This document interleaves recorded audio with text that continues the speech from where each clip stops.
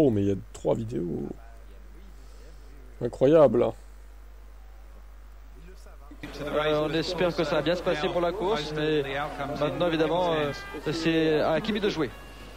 Alors, Ron Dennis, juste une dernière question. Est-ce que vous pensez pouvoir, avec votre voiture et Kimi Raikkonen, battre les Renault qui sont invincibles depuis le début de cette saison? Do you think you can beat the Renault today? Ouais, il a oublié de traduire, hein, Denis. Là, nous assistons à une action, je dirais un petit peu technique, c'est vrai, oui, effectivement. Francophone, monsieur. C'est sûr. Attention physique, et là en numéro 10 qui redouble avec Schumacher pour la lucarne. Ah non, à côté. La gazette de TF1. Problème numéro 1 à Imola, la concentration. Hein, Franck? Les livreurs, super. Ici, les livreurs. C'est technique, ouais, technique. C'est super technique. Ouais. Hein? Technique. Ouais, technique. C'était un peu beauf, hein, quand même. Oh là là, il y en a tellement. Imola aussi. Oh.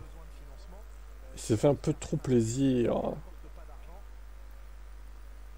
Pour sa dernière saison. Le monsieur du site.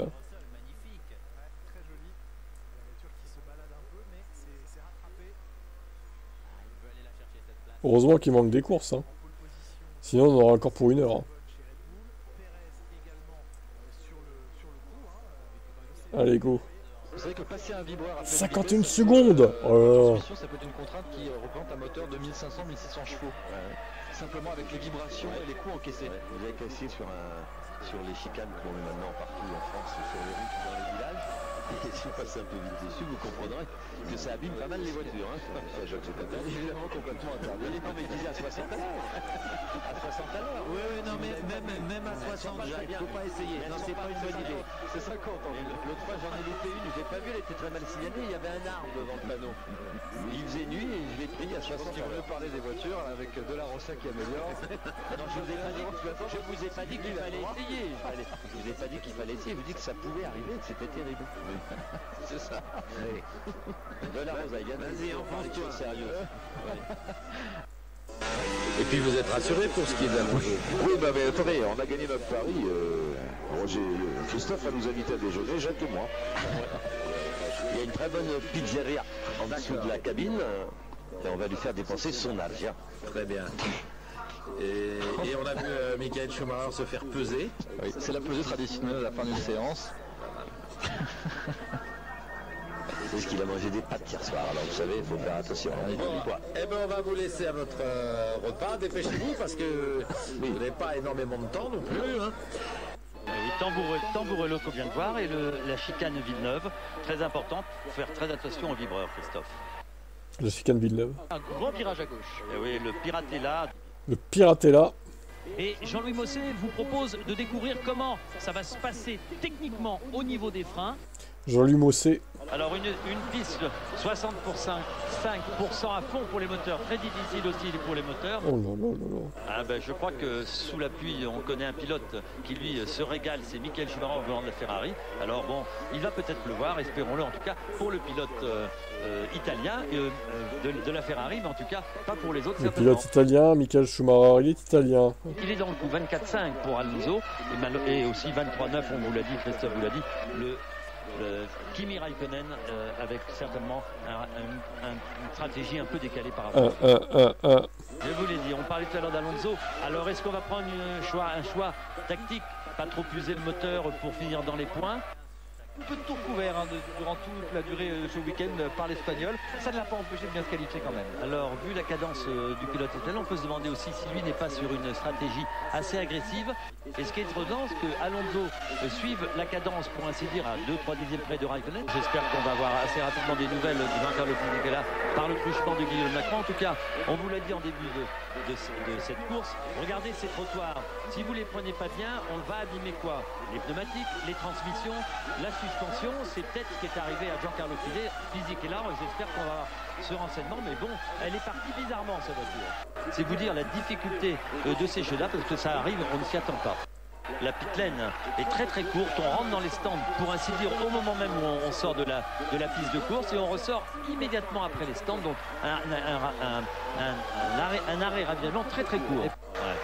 Tour après tour. Il est génial ce môme, franchement, il conduit bien, toujours vite, c'est de la grosse qualité de ce garçon. Ouais, c'est une ambiance terrible et il fait vraiment la gueule, mais je le comprends parce qu'il n'y a rien de pire que ça, la comparaison c'est long. Ouais, j'ai vu que tu as dit jeu, bah demain.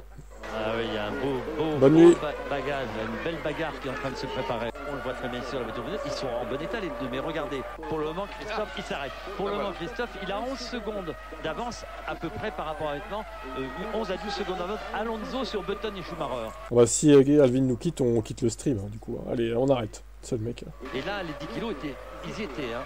Donc ces 4 dixièmes là, ils les prennent. Vous avez. Je vois pas comment la Ferrari aurait pu rester tanké vraiment derrière la barre. À chaque fois, il y a un petit écart et pouvoir passer à l'entrée de la chicane. Pardon. 1,21,858 pour Schumacher. Merci Franck de cette précision. Mais pour l'instant, Michael Schumacher, il est en train de frapper un grand coup. Button rentre au stand à la. Juste une question à Franck Montagny s'il m'entend. Est-ce que Alonso appelle vraiment Schumacher l'ancien?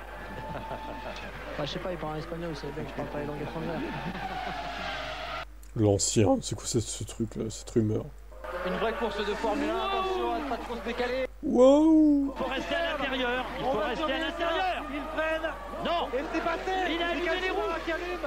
Et Alonso qui va s'imposer devant Michael Schumacher. Quelle course exceptionnelle. Quel Grand Prix.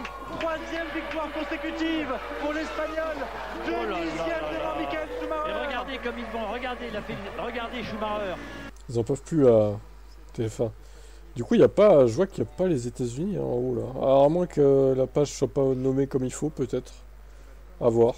Ah, avec ce pauvre moteur quand même, un mince. Alors là, magnifique performance. Hein. Sur les terres de Ferrari, c'est une victoire hautement symbolique que vient d'obtenir l'Espagnol. Extraordinaire. Leader du championnat.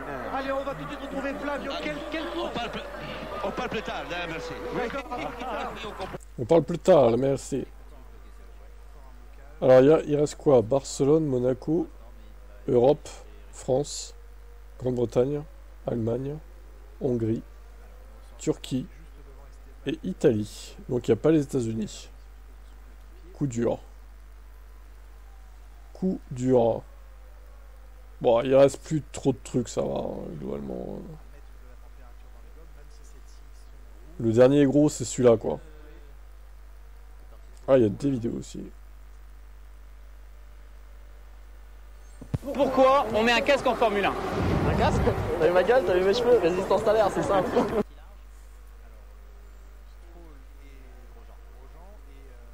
Même problème qu'à Imola, la concentration, il fait très chaud à Barcelone. Hein, Franck? Chaud. Je pense que c'est chaud. Chaud grave. Non, mais... C'est tellement beauf, sérieux, je m'en souvenais pas de tout ça, là. Oh.